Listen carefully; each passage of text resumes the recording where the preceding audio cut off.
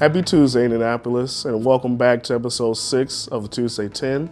I'm Carrington Sanders, your mayor's neighborhood advocate for Area 7 and the near northeast side, and I'm your host for today's segment. But enough about me. This month we're spotlighting my fellow M&A, Mina Musa, who represents Mayor Joe in Area 1, the far north and northeast side. If you live in this area, Mina is your connection point for all things city government. Connect with him by visiting indy.gov and searching Mayor's Neighborhood Advocates. And speaking of Mina's area, this month's neighborhood spotlight is Butler Tarkington, located on the north side surrounding Butler University, the MLK Center, and Tarkington Park. One of the oldest neighborhood organizations in Indianapolis, the Butler Tarkington Neighborhood Association was established in 1956 by a multiracial group of neighbors whose goal was to facilitate the peaceful integration of their neighborhood.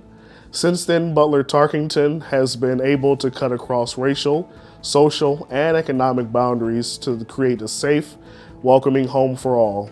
The neighborhood has also been home to some of Indianapolis' most influential people like Kurt Vonnegut, Daisy Lloyd, Walter Blackburn, and Booth Tarkington. These days, people come to Butler Tarkington for Sausage Fest and the local farmers market, but stay for the history, diversity, and walkability. Next up, we have some good news in Indianapolis. The city has recently received a grant from the state to support the Housing Hub, a low-barrier homeless shelter set to begin construction soon just east of our downtown area. The grant from the Indiana Housing Community Development Authority will dedicate $20 million to the shelter and supplement the $12 million already set aside by Mayor Joe Hogsett. Once built, the Housing Hub will be the city's first ever publicly constructed shelter, and with the state support, we will be one huge step closer to addressing chronic homelessness in Indianapolis.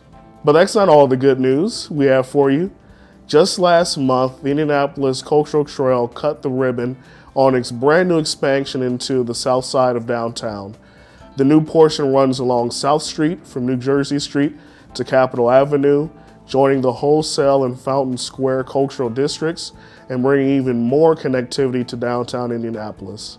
And this isn't the only expansion to come this year. Last June, the Cultural Trail opened its Indiana Avenue and 10th Street expansion on the northeast side. Both expansions taken together, 2024 saw a total of 2 miles added to its cultural asset. Be sure to take advantage of these new trails and explore downtown Indianapolis soon. We are also thrilled to share that road construction on Morris Street has just recently finished. November 12th marked the ribbon cutting for the project, with Mayor Joe Hogsett joining Department of Public Works Director Brandon Herget, Councilor Kirsten Jones, and community leaders to celebrate the opening. West Morris Street now includes 2 miles of newly resurfaced road, new curbs, sidewalks, storm sewers, street lights, trees, and a multi-use path. This is what the city calls a complete street. It allows safe access for pedestrians, bicyclists, motorists, and public transportation users of all ages and abilities. And with Morris Street's new updates, traveling on Indy's west side will be easier and safer than ever. So thank you to everyone at Indy DPW who contributed to this project. The city appreciates all your hard work and dedication. Next on the docket, we have some important information to share with you, Indianapolis. Many homes built before 1950 in central Indiana may still own and use lead pipes that can potentially expose drinking water to lead. And in compliance with a new rule established by the Environmental Protection Agency, the Citizens Energy Group utility company has been sending out letters in recent weeks to notify customers of their home's lead service line status. If you don't recall receiving a letter, you can also check your status online by searching Citizens Energy Group Water Service Line Inventory. It's important to note that there is no lead in public water mains or in the water that Citizens produces. It is only in the service lines owned by individual homes where lead may be still present. But the good news here is that Citizens Energy Group is already working to switch out customers' lead service lines on their behalf through a multi-year replacement program. This project is currently ongoing, and you can find out whether your neighborhood is next on the list by visiting their website at citizensenergygroup.com. And now we have a helpful reminder for everyone.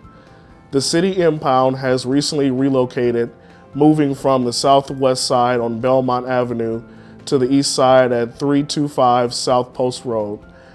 And as of October 22nd, all towed vehicles will be stored at this new location. For more information on the new impound facility and how to find a towed vehicle, visit indy.gov and select the Department of Business and Neighborhood Services. Next, we are highlighting a new business here in Indianapolis. HBH Professional is a locally owned and operated hair care product manufacturer that has just opened up a storefront in the Stutz building. They are leasing the space as a part of the Startup 317 Retail Accelerator Program, which Mayor Joe Hogsett established in his downtown resiliency strategy to invest in and empower historically underrepresented entrepreneurs. As participants in this program, co-owners Abriana and D'Angelo Williams have been given this opportunity to grow their business, which specializes in hair care for BIPOC folks. They are located at 1060 North Capitol Avenue in suite number 6-102. So if you're in the market for new hair products, be sure to check out HBH Professional soon. Next, we have a few winter weather updates for you in Indianapolis. December is upon us, and given that Indy's first snowfall has already fallen, it's time to start preparing. Luckily, our Department of Public Works has gone above and beyond this year with 170 plow drivers and over 18,000 tons of salt on hand to keep our roads clear. But you also have a role to play this winter. Safe driving is key while navigating inclement weather conditions, and it's important to stay vigilant while sharing the road with snow plows. Be sure to also clear the sidewalks near your home without pushing snow into the streets, on crosswalks, or near alley entrances and fire hydrants. And if you have any questions or concerns, you can find more information on the severe storm resources and winter weather preparedness pages on indy.gov. Lastly, we want to wish you a happy holiday season, Indianapolis. Whether you're celebrating Christmas, Hanukkah, Kwanzaa, Bodhi Day, or any of the number of other winter holidays, there is always something for you here in Indianapolis. To celebrate the cheerful season, be sure to visit Monument Circle before January 11th to see the Circle of Lights. Put on by Downtown Indy, Circle of Lights is the most time-honored holiday tradition in our city, and with the Indy Wonderland activities to go along with it, there is so much to see and do in downtown Indianapolis. But that's not all. You won't want to miss out on the Winter Lights events hosted at Newfields either, which include festivities for Hanukkah, Kwanzaa, Pride, and Los Posados. You can find more information about these on the Newfields website and socials. Happy holidays, Indianapolis. That's all the time we have for this installment of Tuesday 10. Be sure to tune in next month for more updates on the latest happenings around Indianapolis. Until then, this is Neighborhood Advocate Carrington Sanders signing off. Have a great day, Indy.